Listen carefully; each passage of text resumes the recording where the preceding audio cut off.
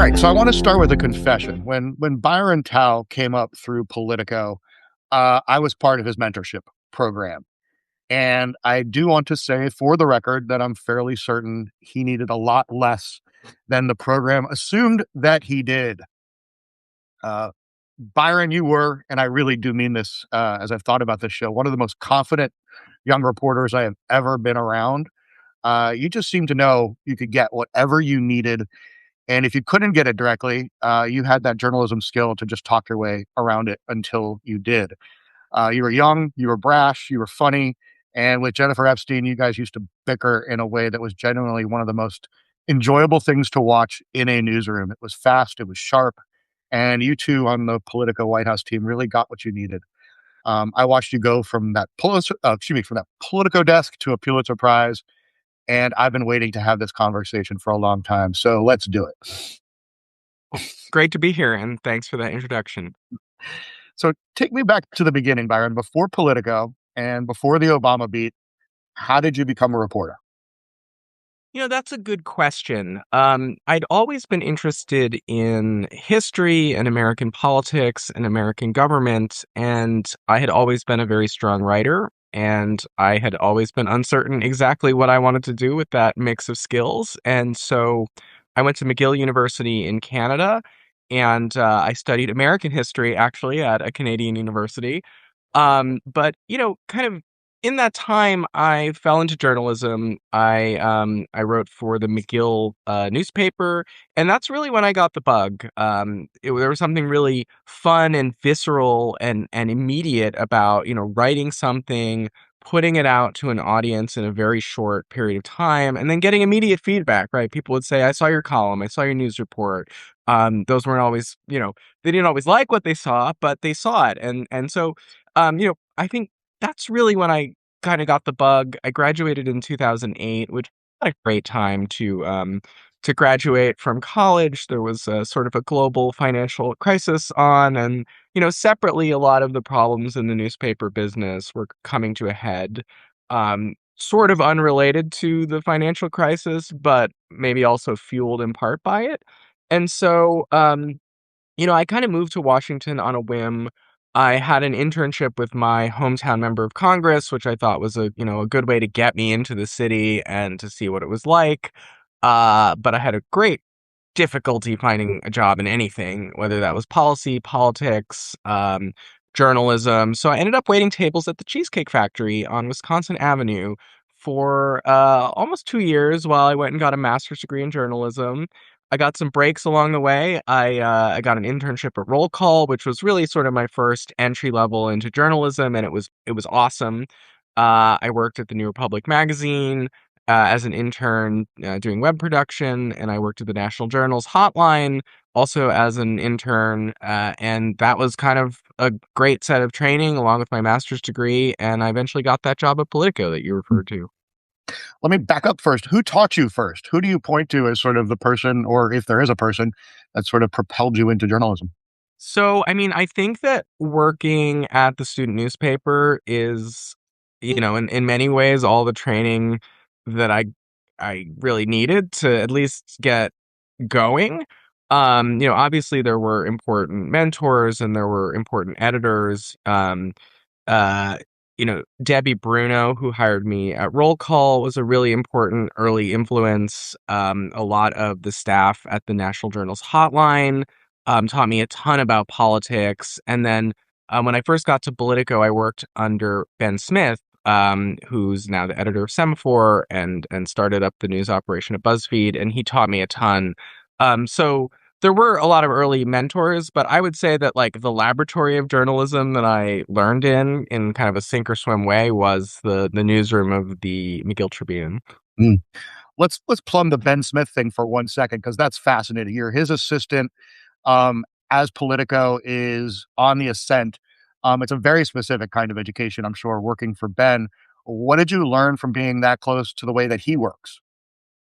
Yeah, so, people probably don't remember this, but Ben at the time was running a blog, and that was kind of a proto Twitter, right? Like the importance of that blog early on was that prior to social media really becoming this sort of central feed by which people got updated and breaking information, there was this sort of set of bloggers like Andrew Sullivan and the folks at Politico and the Weekly Standard and National Review, and everyone is kind of doing the same thing, news blogs, with a little bit of commentary thrown in. And so Ben really came out of that milieu, and really he took those skills elsewhere after he left Politico.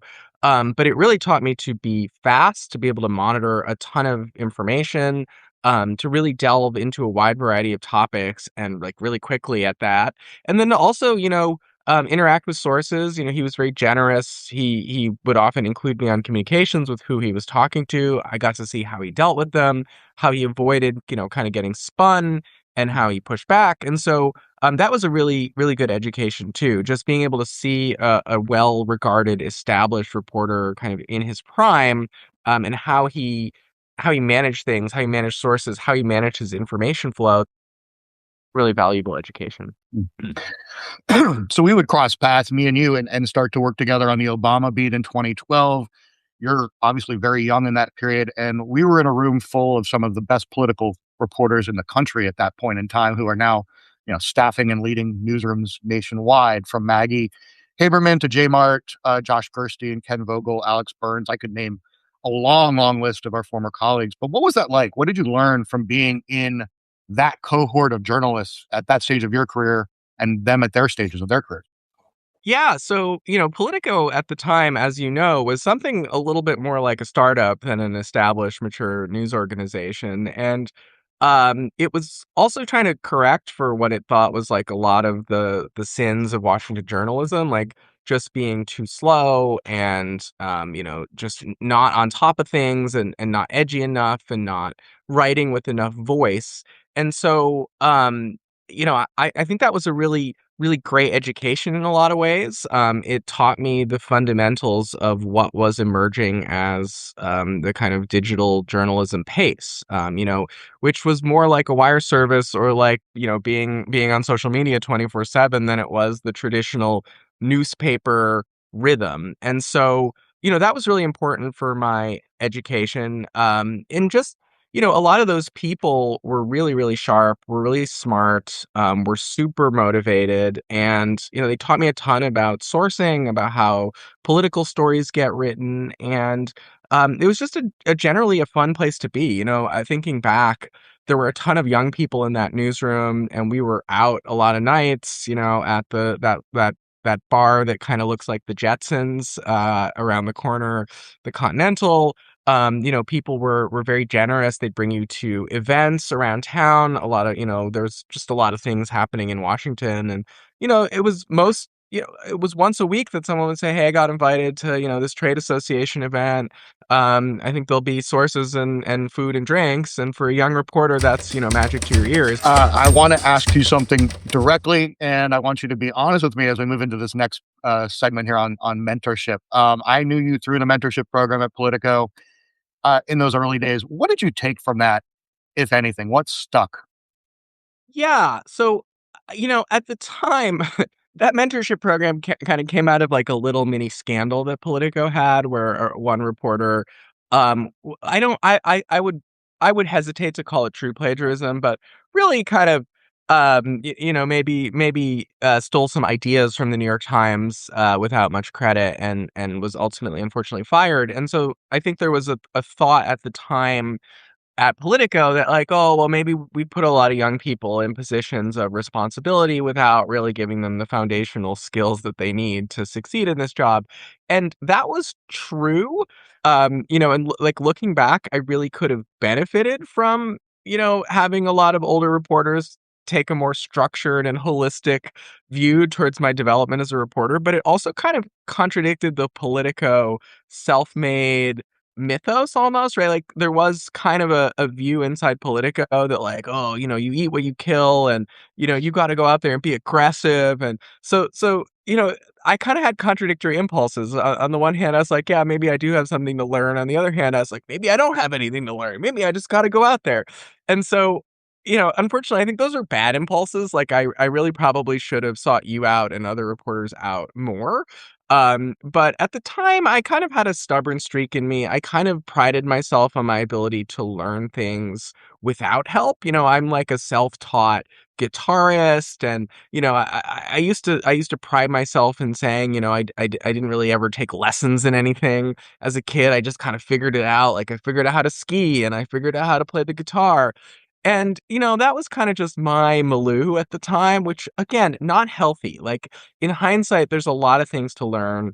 And even to this day, I'm very involved in mentoring young journalists, through my former employer, the Albright Journalism Institute, and I've taught at Georgetown. And so I think at the time I was kind of like, I'm going to be a self-made reporter, whereas I really probably could have benefited from, see, and you were very helpful, and you sat down with me a bunch of times, and you kind of helped me out on the Hill, and told me where to stake out members of Congress, and you were always there as a resource. And I probably could have just used you a little bit more, and instead of just being so like caught up in my own, like, I'm gonna make this work by myself. I'm a self-made man.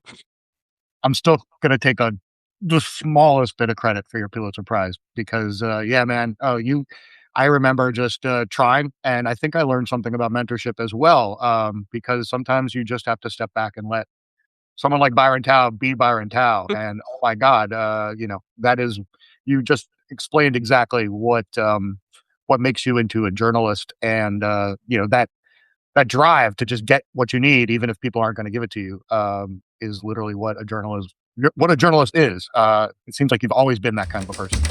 Let me get to the bickering with Jennifer Epstein, which I used to love watching, and the two of you had this rapport, and I mean, in a newsroom, that's the kind of thing that makes newsrooms thrive. I wanted to see, what was that dynamic like from the inside? Did you recognize at the time that you sort of had this like office dynamic that I don't know how many other times you've had that in your career, but it's kind of an interesting thing. So I just want to be clear for everyone. Jennifer and I were friends, and Absolutely. and remain in touch. But it's true that we probably did have like a dynamic that was something maybe like more like siblings, than colleagues. And I think it came out of the fact that, frankly, we both sort of had the same job when we first got to Politico. Like, Ben was running his blog, and my job was to like find interesting things that were happening on the internet and put it on Ben's blog. And Jen Epstein had the exact same job, but she reported to a different editor and would publish these things as stories, not little quick blog posts. And she actually had to go through an editor, whereas I could publish directly to the web, which made me a little bit faster. But also, she's just an incredibly fast reporter and writer, and an accurate one at that. So she was really good at it too. So I think it came out of that dynamic that like Politico had multiple channels to publish information, which were sometimes in internal competition with one another. And she'd be like, "I already wrote about that thing 20 minutes ago. Like, you guys are late to it." And like, I would give as good as I would take. But again, this was all very friendly. And I think it's just kind of the dynamic of the political newsroom, that like people would say that we compete externally and internally as well as externally. And I think Jen and I were engaged in a bit of friendly banter and competition around, getting things out as quickly as possible. And then we were on the White House team together, and we would also compete for sources and to get things out. And we would also work together a lot. So it was like a fun relationship. But you're right, it probably did there was probably like a sibling dynamic there that was probably amusing for people on the outside. Let's move to covering President Barack Obama as the Obama Library prepares to open up. Uh, Covering a president is one thing, but covering that president at that moment in history was something totally different.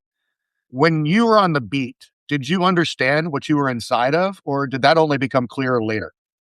So, I think I came to Washington like during the 2008 campaign, and so I think I understood kind of the historic moment that we were living through. That this was obviously a big change, in historically, like, who had occupied that office.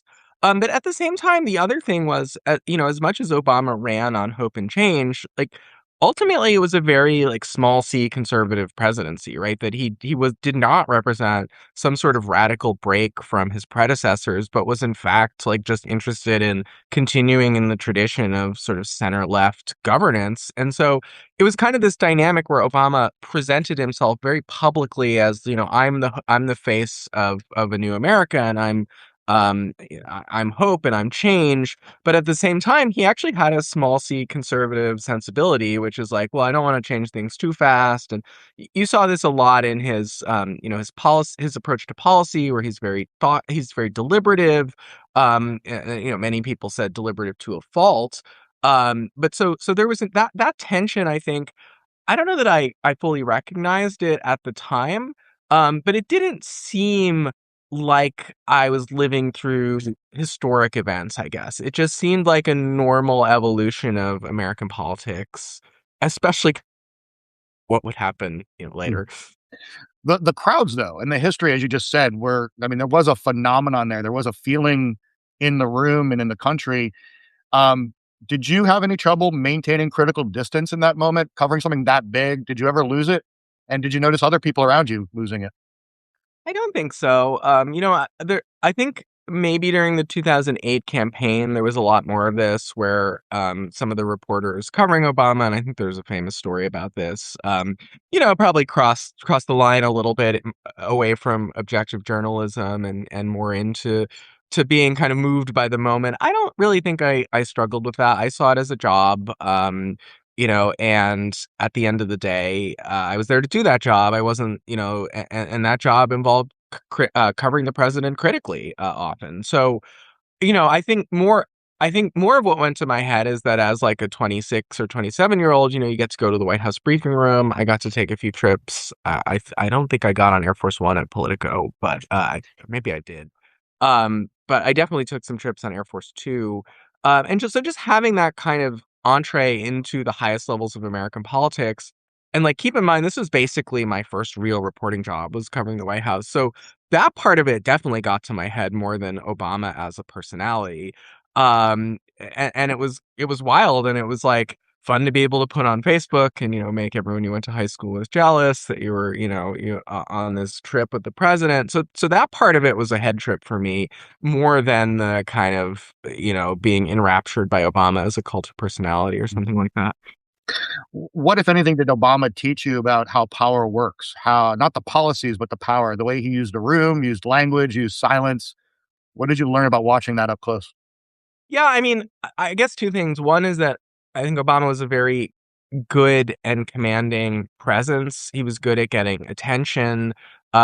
He was very good at delivering his message in a digital environment, and really sort of pioneered a lot of the tech that would become mainstream and that politicians use all the time now, from digital fundraising to making digital videos to being on social media as visibly as politicians are now. So, um, you know, covering a lot of that was important to his story. But then also, what was interesting is how that often didn't translate into policy success. That Obama was very good at giving a speech and rallying his supporters, but it didn't always move Washington. It didn't move Republicans to vote for things like his climate bill or his proposed immigration reform. The other side of the political spectrum figured it out just as quickly and became just as good at it in very short order. So I think kind of the weaknesses of the presidency structurally were something I learned early on that, then on top of it, just how much oversized attention the office gets in our political imagination, right? There are just dozens of reporters, and some of the best, most talented, most aggressive, most plugged in reporters in the country are assigned to that beat. And really, there's so much more that happens in Washington that happens in agency world, or that happens on the Hill, or that happens, in the joint explanatory statement of a congressional report, and that nobody really pays any attention to. And, I think that imbalance in our coverage about like what the public is hungry for and what and pays attention to and what we throw resources at and what really makes kind of policy change or differences in people's lives. That really came across in covering the Obama presidency, I think. And I think that helped shape a lot of the rest of my career. Great segue to talking about your career now, and the biggest news from your life more recently, winning a Pulitzer Prize with the Associated Press and a team that did some amazing, albeit I guess bone chilling work to read about the surveillance state. And let's talk about the work that won. Walk me through the reporting process, not the prize itself, but the reporting. How did it start? What was the hardest moment? When did your team know you had something at this level that could be submitted for an award and earn the recognition it deserved? Yeah, so I kind of came in late to that project. It had been in the works for a few years, and my understanding is a freelancer, Yale Brewer, had come into possession of a lot of material on the Chinese surveillance state, and it showed the role that American companies had played in helping build a lot of the technologies that were being used for digital repression in China. And so that series had been underway for a while when I joined the Associated Press in late 2024. I came into it because I think there was a question from editors about what is happening inside the United States. And I had done, prior to that, a lot of surveillance reporting at the Wall Street Journal and at Notice, where I worked after.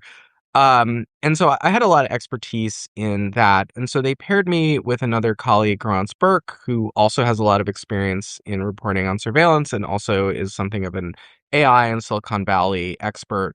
And so we were asked to figure out, these technologies and these tools that we see in China, is something similar happening in the United States? And so I had basically been covering this beat for a while now, and I started digging in. And I knew that police departments in the United States and the federal government were amassing large amounts of information on people, often on social media, often through their vehicles. And so I basically started combing through my own notes, looking backwards to interviews I'd previously done and other stories I'd done. And B, I just started reading, reading materials, previously published stories. I read a lot of litigation records when I'm in this phase of reporting. And in doing this reading, I kind of started honing in on license plates for a couple of reasons. One, uh, a source had told me a long time ago that in the border region, stuff was happening down there that reporters in New York and Washington and San Francisco would be shocked by and were completely unaware by and weren't covering. So, um, that kind of opened my eyes to how the defense bar and people who do criminal cases down in these states might be helpful. And then B, I started looking at legal records. So court cases in border states, arrest reports in border states, and I started calling defense lawyers in this area. And the more I called people, the more I started realizing that, hey, the Border Patrol is actually involved in a lot of the arrests, even at the local level down in this area. And so as we started doing this reporting, um, that's where the idea came out of to look more at the Border Patrol and kind of as we started digging in on this, as we started building a database of sources, it became clearer and clearer that the Border Patrol had a big license plate reader program. That these license plate readers were concealed in things like traffic cones or in electrical boxes. They were meant to be hidden, and that the Border Patrol was using them to not just look for people who are convicted of crimes, right? That's typically what license plate readers are sold to the public as, like, oh, well, we have a vehicle that was at the site of a known shooting or was at the site of an armed robbery, and we're looking for them. There's an all points bulletin. Rather, what the Border Patrol was doing was looking for people whose behavior looked suspicious and then finding a reason to stop them, which is a lot more like what the Chinese were doing in Xinjiang and elsewhere. And so, in reading these documents and interviewing people in the border region and interviewing people who had left the Border Patrol, and in some cases were still in government, we started to piece this story together. And, by the time we finished with it, I think it was pretty clear. It was undeniable. It was a lot of it was sourced to primary source documents. We had photos of pretty much all of these hidden license plate readers, and the Border Patrol all but acknowledged the story was true and accurate. There was very little pushback, and that's sort of how it came about. And so that was just one piece that was part of a larger package that our editors submitted to the Pulitzers, and that we were shocked and honored to be bestowed the victory. And that package has datelines from around the world, Mhm. reporters from everywhere, pretty much all across the planet. That's quite impressive to see that realm of work coming together like that. And that's really, I think, the strength of the Associated Press is that, there were reporters in Israel and Gaza that worked on that story, and looked at the aspects of, using data and targeting in the conflict with Hamas there. And then there was a reporter who traveled to Nepal to look at China exporting surveillance.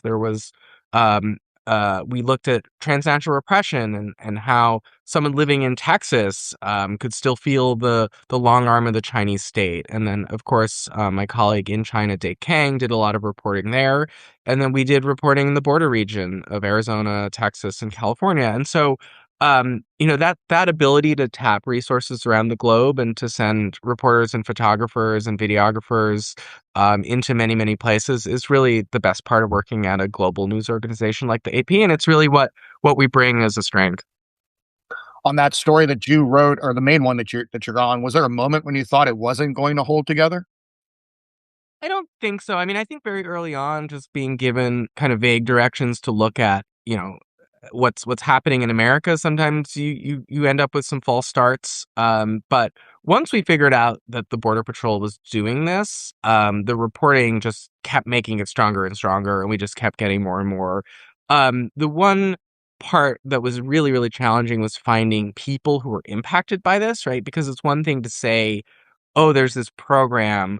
But ideally, you also want to look at how this is impacting real people traveling through the region. And we really, really had difficulty finding examples of people that were stopped and searched and let go because, frankly, the police don't write reports when they stop people, search them, and let them go. They only write reports when they arrest them. And so we ultimately eventually did find this one motorist from Houston who had filed a lawsuit against the sheriff down in Texas who pulled him over. And in the course of doing the discovery and his lawyers filing this challenge, they got a lot of information about the secret role the Border Patrol had played in his stop. And so he ended up being the central character of a video, and he was a central character in a lot of the written story as well. And I think really illustrated the kind of perils of these kinds of programs and how innocent people can be caught up in them. But the true scale and scope of it is really kind of unknown, because there just aren't records for when people are stopped and they don't find anything. It's just hard to get documents on those kind of things, and it's hard to find people who've been impacted by it. And so that part of it was the hardest part, and that was when the reporting kind of, I wouldn't say it didn't. It was clear we were going to publish something on this, but we really spent a lot of time kind of looking for people who got caught up in this, and that was the most difficult part of the reporting. Who did you call when you actually found out you won a Pulitzer Prize? Called my fiance. Um, I was I was told it was okay to tell my immediate family, but it was under kind of very strict embargo, and so, I I was told I was okay to tell my fiance, but then, they kinda didn't clear me to tell anyone else, but I did. I called my mother, and I was just being very vague, and I was like, "You should be near the phone around 3 p.m. and I can't tell you anything more than that." And she's like, "Okay, everything okay?" And I was like, "Everything's totally good." And then she ended up being in a coffee shop in Rhode Island and watching the stream and just started running around the coffee shop being like, "My son just won a Pulitzer," which, I wasn't there to see, obviously, but would have been an amusing scene to see. So, and then, of course, I called the rest of my family after it was announced, my father, my sister, and then I just got hundreds of text messages from other journalists who were watching along, which was very, very lovely to hear from so many people. Okay, besides your mom being proud of you, which really that answers my question, and probably the bazillion-dollar raise you got, from AP for winning, but what does a Pulitzer actually change, again, besides everlasting love from your mother, and what doesn't it change? You know, I have to say, I don't think it changes a whole lot. I mean, the work is still the work, and prizes are nice, but it's not the reason we do this. The reason we do this work is to tell stories that are important to the public and to hold government accountable when it or hold powerful institutions accountable when they let down the people they're supposed to serve. And so that goes on. And I think again, it's nice to be recognized, but the work continues. So I want to zoom out a little bit because I've been thinking about this a lot lately. Every era in journalism seems to have its reporters who come, and this is in Washington in particular, but who come up alongside a president of the United States. Going to a memorial service later for David Jackson, DJ, my beloved former colleague at USA Today, who kind of grew up during Clinton and George Bush. Susan Page, another former colleague, she came up during Reagan. Me personally, my first 8 years in Washington were George W. And again, as we were talking, you're sort of from the Obama era, at least beginning. We have a whole new generation now coming up with Donald Trump, some of them not much older than you were in 2012. So what do you tell those reporters right now, the ones who are 25, 26, 27, 28, covering Trump? It's their very first time based on what you lived through with Obama.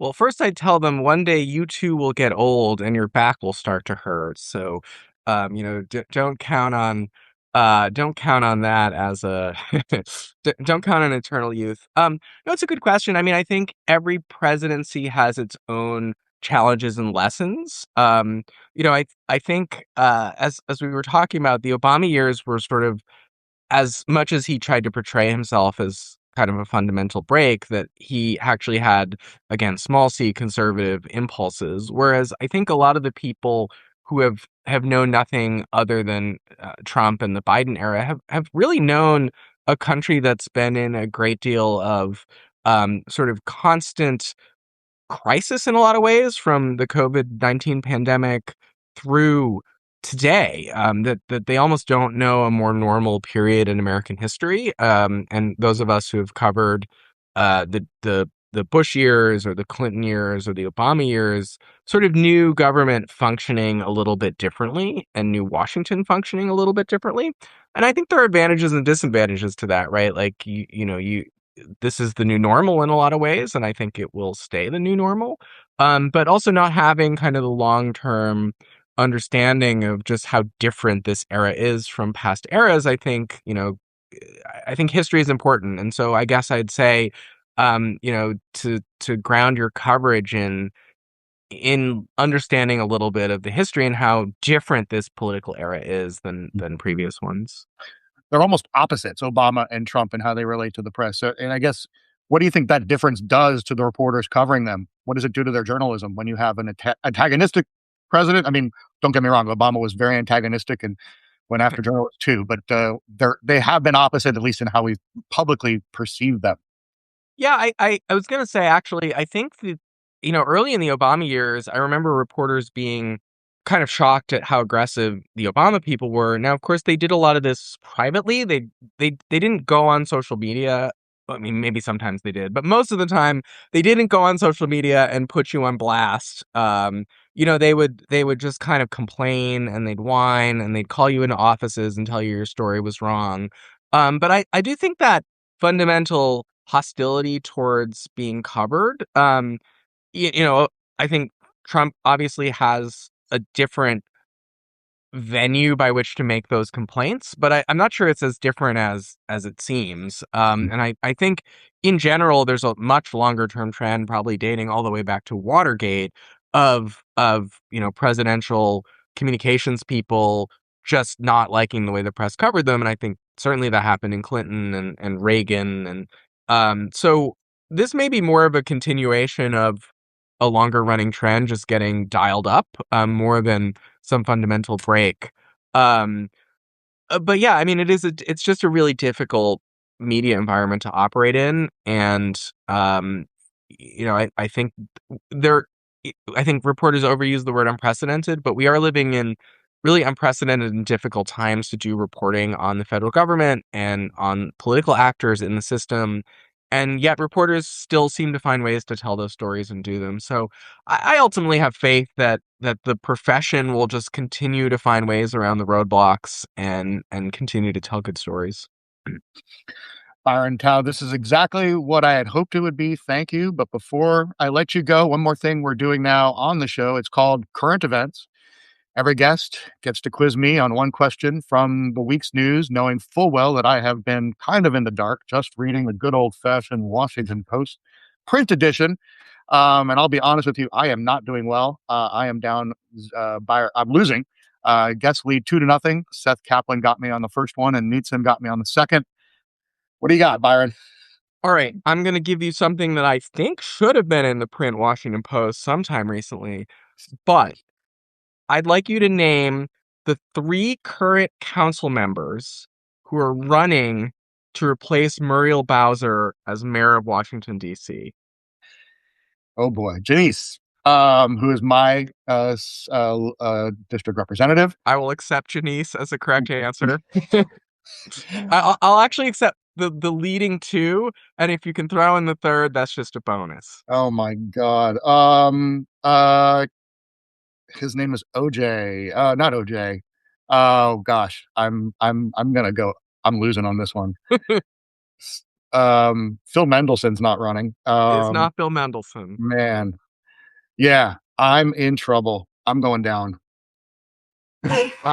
So Janice Lewis George is one. Kenyon McDuffie is the other leading candidate, and then Vincent Orange is running for mayor as well. And maybe I'm wrong. Maybe he's not currently on the council. I think he is though.